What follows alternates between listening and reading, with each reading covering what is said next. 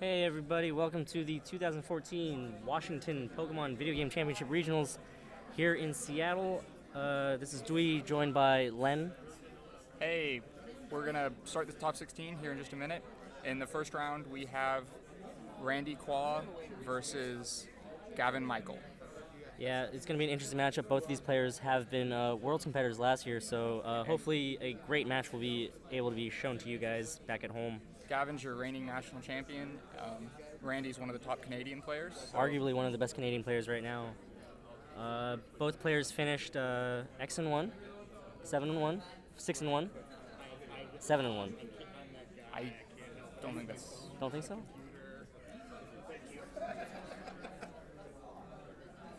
How'd they both finish? They both finished X and 1, right? Randy was X and 2. Yeah. Right. Okay. Okay. So Gavin was the 7 and 1, and Randy was 6 and 2 going into Top Cut. Right now, both players are about to get underway. Other matchups that we have right now. And we've started. We're on the team preview screen. Other matchups, I'll bring that to you guys later. Right now, for the matchup on top, Randy Qua with Blastoise, Venusaur, Scizor, Smeargle, Garchomp, and Rotom H against Gavin's Charizard, Scrafty, Aerodactyl, Venusaur, Rotom, Wash, and Mamoswine. The team looks pretty familiar from what I see. He used the exact same team in SoCal. Yeah, it's almost exactly the same. The same 6 Pokemon, for sure. So we kind of know what to expect there. Randy's team is something a little more unique. Where there are a couple Pokemon that could Mega there. I think probably Blastoise and Venusaur are holding their Mega Stones. So it's going to be definitely an important part of Randy's decision making to choose which one to bring every game. Right. Smeargle, of course, being able to use Dark Void again this season after being banned last year. Yeah, it's interesting. That's the one move they decided was too strong and banned last year, and now they've let it back into the game. So we'll see what effect it has here in a high caliber match. Right. Randy leading off with Venusaur and Smeargle. We may see it straight off. And Gavin leading Charizard and Mamoswine. Both Pokemon on Randy's side were very well known for putting things to sleep. Yeah, so we could see a lot of sleep. As it is, both Pokemon on Gavin's side threaten Venusaur, but after its Mega, it will be neutral to both their stabs, so that Mega would definitely help. Right.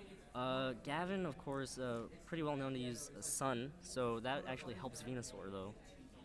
Yeah, it definitely does. Doesn't help the Mega Venusaur as much as the regular, but it's still helpful. Right. Right now, both players trying to make their decision. What do you think so far about these leads? I don't really ever remember seeing Smeargle and Venusaur leads at all. No, it's definitely a quick threat to Mamoswine. I would expect that's what Randy wants to do. Right. Charizard protecting itself this turn, and Smeargle firing off a King's Shield, and Mamoswine protecting itself as well this turn. As Gavin just killing the chance for a fake out there. Doesn't want to make anything too easy for Randy. So. Of course, you just saw that Moody has activated. Moody Smeargle being released into the game. Attack sharply rises while its special attack falls. Both pretty irrelevant there, but we could definitely see Moody play a big role when it gets more important boosts or drops. Right, evasion, speed. Those are definitely the boosts that Randy wants to get, and the defenses are both helpful too if it manages to get enough of them. Right, Randy showing off his Mega Venusaur now as it Mega Evolves after reacting to its Mega Stone. Ice Mamoswine firing off an Ice Shard onto the Smeargle does about 60%, 70% to it, and Life Orb going off on it, and Charizard not even Mega Evolving and firing off a Heat Wave into both Pokemon, taking down Smeargle and Venusaur with Thick Fat. Kind of doesn't do that much to it. That was a good play there by Gavin. He took away any chance for a Dark Void. He's definitely scared of that double sleep, and now he doesn't have to worry about it. Right, Mega Venusaur firing off the Giga Drain onto Mamoswine and knocking it out. Now it's 3-3. Big threat, Smeargle gone. Definitely, but also a big threat that Life Orb Mamoswine gone. Right, so. Mamoswine is this very scary Pokemon to be facing. Both players now trying to select which Pokemon will come out. It's interesting to see that Gavin didn't Mega Evolve that turn. Yeah, you wonder if maybe he was worried he would fall asleep and didn't want to have all of his sun turns go away while he was asleep, and so instead he's waiting to make it sunny later. Right. Maybe he was just trying to see if Venusaur was Going to Mega Evolve. He also going to didn't Mega want to Evolve, get right, chlorophyll. right. So, Right, so there's that's a couple good reasons to right. not Mega Evolve there. Scrafty coming in for the Fallen Mamoswine, and Garchomp replacing the Fallen Smeargle.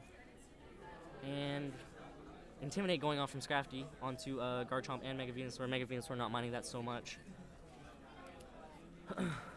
Yeah, that Garchomp definitely appreciates Mamoswine being gone. It's going to have a little more free reign to do what it wants. Right, the Life Orb Ice Shard definitely hurts. Right. That Intimidate is still going to hurt it some, but that Rock Slide's still a huge threat to Charizard. So. Right, Charizard Y now. Charizard Y making an appearance as it Mega Evolves to its Mega Stone. And bringing out the Sunlight, well, now Gavin's not too worried about it, since it's not Chlorophyll Venusaur, for sure, right now. There's very little benefit to Mega Venusaur from the sun. So, right, Garchomp's going to opt to protect itself this turn from any incoming damage, and Scrafty faking out the Garchomp. And Charizard firing off of Sun-boosted Overheat. This is big damage. Let's see if Venusaur is able to take it. Huge damage. Oh! And it does. And that's Mega big. Venusaur with the thick fat barely hanging on. And firing off a Sludge Bomb onto Charizard Y. And so before Charizard, because the Intimidate was sort of safe from the Charizard Rock Slide, it wasn't going to go to one-shot. Now that advantage is gone. Right. Oh, that took everybody by surprise for a Venusaur to hang on with the sun-boosted Overheat. That's definitely impressive, but Thick Fat helps a lot with that and makes it a little more reasonable. Right, Thick Fat definitely paying dividends right now. Garchomp firing off the Intimidated Rock Slide onto both Scrafty and Charizard. Oh, and I was wrong. Charizard's holding on and firing off Heat Wave into Garchomp, and that should knock out Venusaur. Minimal damage to Garchomp, but that knockout on Venusaur is huge. If Charizard had been knocked out, it would have been able to Giga Drain and heal back off that Scrafty. So right. I think Randy definitely expected that Rock Slide to KO, and this is put him in a bad place. Right, Scrafty firing off with Stone Edge, not very effective into the Garchomp right now. And Scissor comes out to replace the Fallen Venusaur. Not exactly what you want to see. No, definitely. Still vulnerable to Heat Wave, but now Charizard's definitely in Rock Slide KO range, so it's not totally terrible. Right, Scissor not exactly that popular this year in comparison to years past. No, it lost Bug Bite in the transition into X and Y, and that's definitely hurt its effectiveness. And right. One of its favorite things to knock out, Cressula, is not available in this metagame either. So. And of course, Talonflame now runs very popular. Rock Slide from Garchomp knocking out the Charizard and doing minimal damage to the Scrafty. Gonna be interesting to see how Scissor can deal with Scrafty, and Scissor firing off a U-turn into Scrafty. Neutral damage. But still good damage. Still good damage. Life Orb recoil, of course, takes place. And Scrafty just gonna heal off with a Drain Punch onto the Scissor, doing a little bit of damage, a little bit of chip damage, and healing itself back to slightly less than 50%. So now there's two Pokemon remaining for both players. Gavin is sending out his Rotom Wash. Definitely a Pokemon that doesn't mind either of these matchups too much, as it's be able to Will-O-Wisp. Right, Rotom Wash was a really well-known counter for Scizor back in the day. Garchomp right now not really being able to do much to both these Pokemon after the Intimidate, and Scizor itself doesn't really like fighting Rotoms. No, that U-turn will still do good damage, but it has to deal with a Will-O-Wisp that will probably outspeed and would immediately neuter any damage that Scizor can put out. Right. Would you say right now that Randy's just trying to get as much information from Gavin's team as possible? I think there's still a chance he wins this game. There's still things that can happen. If he does get burnt and lands a critical hit, he could turn the game around. So he should still be playing for the win, but he also does want to glean as much information as he can. Right.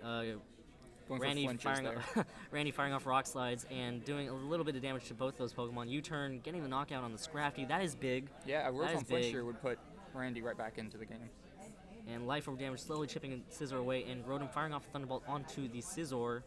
And Scizor barely hangs on. That is huge.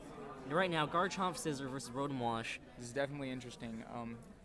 Gavin's going to have to prioritize getting that Garchomp burnt if he's able to. Scizor will kill itself with Life Orb on the next hit. So he doesn't have to worry about knocking out Scizor. Scizor opting to protect itself this turn, and Rotom itself protecting this turn. Probably going to end up being a dead turn right here, as Garchomp fires off a Dragon Claw into the protect. Sunlight fades, which allows the Rotom Hydro Pumps to do a bit more damage. Right. As that'll be Rotom's main form of stab to attack Garchomp. Right. Right now, Gavin with his back slightly to the wall. Really, it's still anybody's game though. Garchomp firing off a Dragon Claw onto the Rotom and brings it to above 50%, maybe about 60%, and Scissor firing off the U-turn, bringing it down to about 10 HP into the red. Scissor knocks itself out, and now it all comes down to how much this Hydro Pump does to the Garchomp. Definitely. This Citrus Berry will maybe give Rotom the ability to survive a Dragon Claw next turn. Oh! Garchomp avoids the Hydro Pump, and that should seal the deal for any chance that Gavin had in making this comeback with just the lone Rotom. Right. That miss seems bad, but he was going to have to hit 2 of them to win the game either way, and that's a right. Rotom barely surviving with 4 HP and firing off a Will-O-Wisp. And the Lumberry. Now, Randy was hoping there that if he could get it burnt, enough Protects could stall it out. But now with the Lum healed, he's just going to take a Dragon Claw and be knocked out. Right. Right now, though, what happened was Gavin has found out Randy's Garchomp item, which is going to play huge dividends later on yes, in the definitely match. Important. Gavin, I'm sure, did not want to reveal that crucial piece of information so late in a match he'd already pretty much won.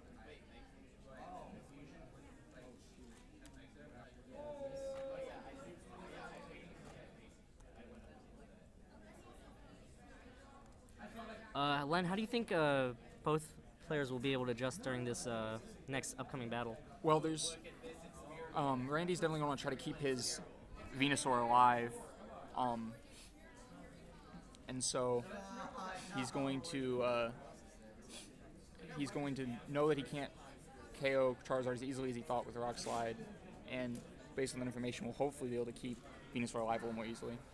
Whereas Gavin really played to his position where he could have won that last game and didn't anyway, so he's going to have a hard time playing better and making much difference, but if he can get to the same point, he'll probably win in the second game. Right. Both players now making their team selection here at Team Preview. Again, Randy's team, of course, as you can see from the screen, is Blastoise, Venusaur, Scizor, Smeargle, Garchomp, and Rotom Heat. And Gavin has Aerodactyl, Venusaur, Rotom Wash, Mamoswine, Charizard, and Scrafty. Both players right now about to go underway. And, well, let's just see how both players can adjust. I really liked how Gavin was able to knock out Randy Smeargle very quickly and without allowing him to fire off a Dark Void. But that's one of the great benefits of Smeargle. Even if it doesn't manage to get a Dark Void off, it drew all of the attention away from Randy's Mega Pokemon for the first couple turns. And that can be important even if Smeargle does nothing at all. Right. Both leads right now are Smeargle and Venusaur on Randy's side and Charizard and Aerodactyl on Gavin's side. Same leads from Randy. Same leads from Randy's side. Gavin bringing Aerodactyl, something that I don't believe was on his SoCal team. And Aerodactyl's actually raised in popularity since of recently. Yeah.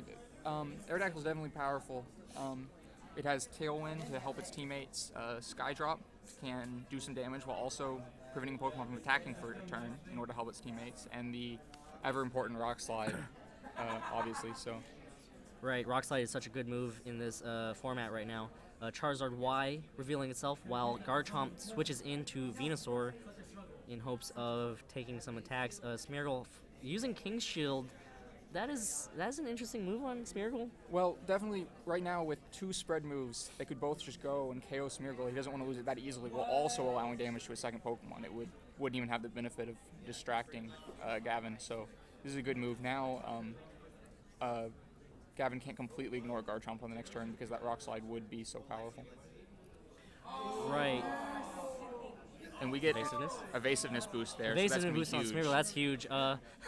Smeargle with a +2 evasion, and now most likely holding a Focus Sash, so even if you manage to break through that evasion once, it won't be enough to knock it out. You're going to have to get through it twice to actually knock out Smeargle. It's going to probably give Smeargle a good chance to get off a Dark Void here.